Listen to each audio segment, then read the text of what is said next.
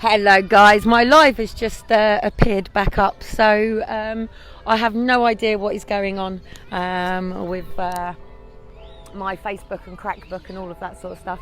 My phone is literally just deleting apps and deleting things and stuff like that. So anyway, the question I want to ask is, who helps, who hinders? I've just been over to St James's, the cafe in the park, and they basically support families from homelessness and people with drugs and alcohol issues. Now, I've just bumped into another mum here. She said that she hasn't had social in her life at all, but her cousin has. And so has another cousin who ran while she was pregnant to Bournemouth, and the baby was taken off there immediately. And what's quite interesting is this mum's just said to me, my cousin had 9 children. They took the 2 babies. The other ones were not old enough for adoption. Now, just had another conversation with her, and she's just said she's never ever felt the need to report anyone to social services before. That's not one of mine. However, she had a next door neighbour who they were sexually abusing the child, and she reported it. Guess what? The child stayed. No intervention, nothing. Proof and evidence of sexual abuse, and the child stayed. Now, what I'm like, Shiloh? Oh.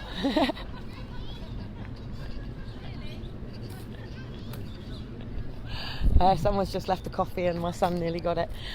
So yeah, just been over to St James's, and what I'm asking is, who helps, who hinders? We all know that the NSPCC is run by somebody who was Jimmy Savile's best friend. Is the NSPC helping or hindering? There are many organisations in the UK that is meant to be enabling and supporting families. I've been involved since 2010, prior to Aaron and Faith being taken. The reason being is one of my friend's daughter's baby was taken, and I couldn't get my head around why she had been taken. I couldn't get my head around what was going on. I got to watch now because I got one child. Elijah!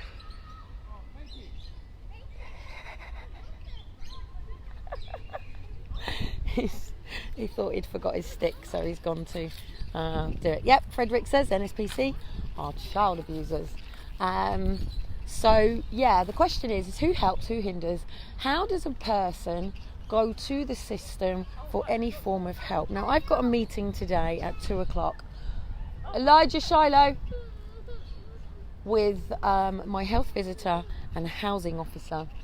Now, the main reason for this meeting is because I'm currently in a 1-bedroom flat, and they are meant to be assisting with moving us to a 2-bedrooms. Now, it's social that have actually been forcing them to get their job done. Now, what happens is I keep being referred back to social. Now, today, they're going to gather all of the information on my conditions. So, Ehlers-Danlos syndrome, being an ASPI, and also the fact that I'm dealing with what is classed as disenfranchised grief. It means I can't heal from the grief of my children because I don't get to bury them. I don't get to, hello there darling, I don't get to bury them. I don't get to say bye to them. I never got a goodbye contact either. And I have to live pretty much every day in, I'm just trying to push the buggy, so if I'm shaking I've got my arm on the buggy because, Shiloh, say hello.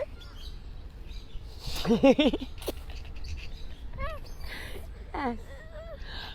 Shiloh is in my arms and Elijah is just running off. Now, I've got to go home in a minute and go and sort some paperwork out, because what worries me about these meetings is it only takes for me to say one thing and it brings me below the threshold.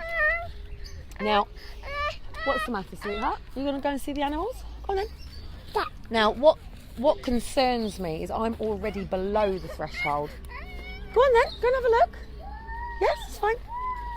Because 1, I'm on government benefits, and 2, I'm in social housing. Now, 1, that isn't meant to be a problem, but it means that I am not self-sufficient and it means that I don't have what is considered the protective factor. Now, Dean's home on Friday. He's doing his damn best. I don't give a shit what anybody says. I understand what he's doing. He's breaking through all boundaries. He's listening to me as a coach as well. So he's pushing a little bit further. So it must have worked out, because literally his universal credits came in and he got himself over to Spain. He's literally looking for full-time DJ work. He's got a gallery over there and looking for a property, and he's managed to get back this Friday, and he shouldn't be coming back yet, but because of all the shit that's been going on, he feels that he needs to be with us while I push this even further. And he's missing the boys. So as it stands right now, I have 40p in my bank. This is it. It makes me laugh. People have been having a go at me for going to food banks, right? But why has nobody ever had a go at people for being on food stamps? In fact, I've been on food stamps for years. Every single person in this country who is on benefits is entitled to these. Where's Shy Elijah gone? But everybody wants to have a go at Dean because his family are below the threshold, and everybody expects Dean to be the one to bring us back over. But what people don't realise is Dean is dealing with parent alienation of 4 children. His daughter is a very famous model. She is a very famous child model, and so is his son. So he has 2 children from when he was younger, and then like myself with Liam and Daniel, and then 2 children like Aaron and Faith, and these 2 have been completely alienated from him. I've even actually spoken to the mother myself, and you can tell 100% she wants the dad out the way. Dean gets very, very, very, very angry because obviously, look at our little yellow jackets. Don't want to show them all, but hey, little yellow jackets on the way. So I don't want to show them all. So yeah, so he gets very, very angry sometimes. Where are you going? Go on then, you want to go have a look? Where do you want to go? Which side? Yes. You want to go over there? Well, Shiloh's down there. Look, Elijah's down there with the guinea pigs. Look, go and get Elijah. Where's Elijah? Where is he? He's there. Go and get the guinea pigs. Round there. So Dean, with everything that I talk about, and obviously, as we know, the music industry is the big person for what's going on with our children. It's not just through foster care, it's through the music industry and all of those sort of things. So just waving to one of my neighbours. It's getting a bit noisy now, so I don't know if you can hear me properly. But yeah, I mean, it's all going to be in Dean's book as well, but basically his ex's, so his baby mama, brother was the Queen's security, head of Queen's security, and is basically the person who goes out to the countries to bust the paedophilia networks. Dean's concern is maybe these people are not so innocent, and maybe his daughter is being groomed for something much bigger, and that's why he gets so angry, and that's why he gets so annoyed at the state and rants all over Twitter about protecting his kids. He's not actually talking about our kids, he's talking about his children that were before us. So when I talk about Aaron and Faith, or I say, you know, you touch my kids, I'm obviously on about Aaron and Faith, and we have together Elijah and Shiloh. Now, what annoys me, and I just want to talk about it very briefly, as that all parents are under persecution, and what's happening, and it doesn't matter whether it's social doing this, or your next door neighbours doing it, your family doing it, or any person around you that's doing it. We cannot make informed decisions about each other. We cannot automatically know who's good, who's bad. The system is dependent on psychological reporting. And that psychological reporting is not getting to know you. It doesn't ask questions like, do you go to the park? Do you drive? What's your favourite colour? How do you like to spend your time? What sort of things do you enjoy doing? What are your hobbies? What are your interests? How would you like to spend your time? what gap is there in between where you are to where you want to be?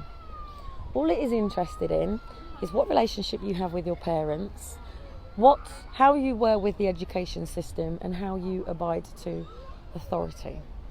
And that is pretty much what the psychological reports are asking. It's wanting to know, are you a conformist? Will you work with the system? Will you basically do as you're told? They want sheeple. They want people who... well, funny enough, the film's Traffic, I was behind all of them. In fact, I was at the filming of the very first one. I have a bit of an issue with the people who do Traffic, by the way. I have been cut out and edited from every single thing. And the reason is because I bring balance. Traffic is fear-mongering.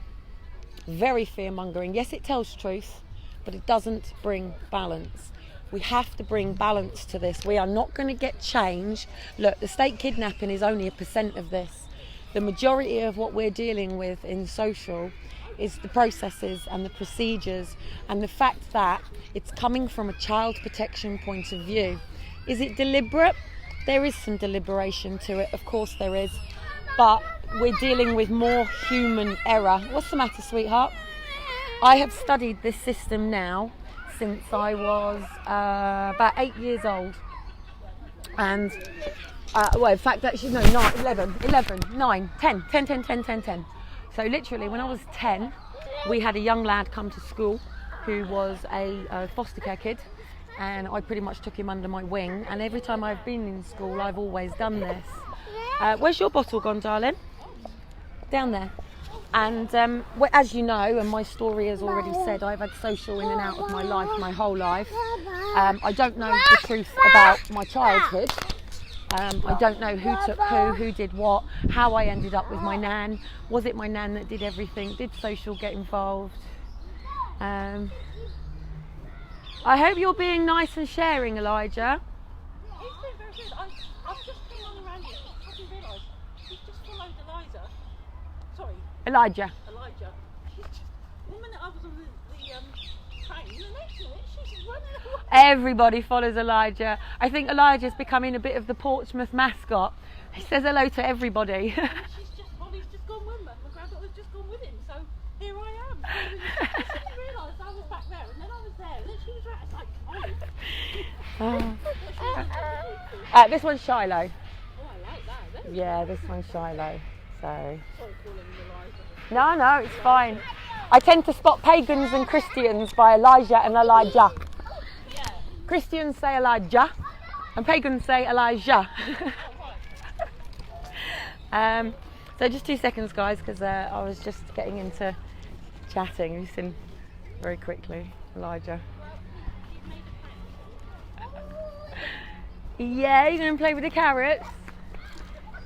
Yes, it's fine. Go on then. Anyway, I want to keep this live short. So basically, for those who don't know, 1, I'm a coach. 2, personal development. 3, interventionalist. But I'm also a mother with physical condition named EDS, Ehlers-Danlos syndrome, comorbids with autism, so Asperger's. And it means that someone like me needs an autopilot on the ship to keep the house going, to keep things going. I need systems in place for the days where I don't cope very well in terms of my body or not wanting to get out and things like that. We have our good days, we have our bad days. Now, the system only wants to know the level of your bad days. That's all they're interested in. What concerns me about this meeting at 2 o'clock today is I'm going to potentially flag up with social again because I don't have a support network. I don't have family. I don't have sort of friends. I'm not ready to deal with adults at the moment. I don't know if anybody has ever noticed, but I spend a lot of time with kids. And the reason that I spend a lot of time with kids is because I'm not really interested in making friendships at the moment because I just campaign. I campaign 24/7, 7 days a week, literally, about this to support families. You know, it is difficult for somebody like me, dealing with grief, even the conversations that I've had here on the park. Again, somebody always knows somebody who's had a kid taken. This is what annoys me. There you go, thank you. You playing? Can I have a kiss? Yeah? You're getting a bit tired. So I brought these guys out this morning because lo and behold, my kids usually, go on then. My kids usually go to sleep at about 12:30. And that means that I'm late for 2 o'clock and I have to be at this meeting for 2 o'clock. You know, it is to assist us moving. At the end of the day, I don't have the finances to support us. No, not nearly at the park. We're going to go home in a minute. We're going to go and head back. But my question is, and my statement is, if we spend so much time getting statements for kids in school, why is this then not going over with adults? Why are we then having to reprove all these situations? Why do we keep having to do re-diagnosis, blah, blah, blah, blah, blah? Why do I keep having to justify myself to people? And why do I always feel like I'm being condemned and put down when it should be a place of empowerment, you know, enabling people? We should be looking at the positives. We should be helping people bridge these gaps. I have had enough of the fear of having children removed. I have had enough of next child taken, next child taken, next child taken. Got a 17-year-old girl with a baby due at Christmas, and we should be celebrating. We should be celebrating. We should be having a baby warming party. We should be preparing for christenings when baby's born. But unfortunately, everybody is on tenterhooks on whether this mother is even going to get the opportunity to be a mother. And I find this very, very, very sad, because we in this country, in the UK, all the money goes into adoption. All the money goes into removal and long-term foster care. I've just been to St James's today, which is now pushing to launch to support families. But there isn't enough of this. There are 100 million ways. You be careful, dude. There are 100 million. It's not your scooter, so go on. Where's Shiloh? Go and find Elijah. There are 100 million ways to support a family, and that's what I want to look into. So the question that I want to ask is, what support did you want from social? Did they come in through a false allegation, or did they come in because you called them in? And what help did you think you were going to get, and what happened? And I'm going to be on the phone later when I get home to the inquiry to find out whether they're going to be putting an extension in or not. And I'll probably just catch you later. You saying hello? Say hello? You can't have a phone. Say hello. Elijah? You say bye-bye? Bye. You say bye-bye? Bye-bye. So anyway, guys, I shall speak to you later. Bye.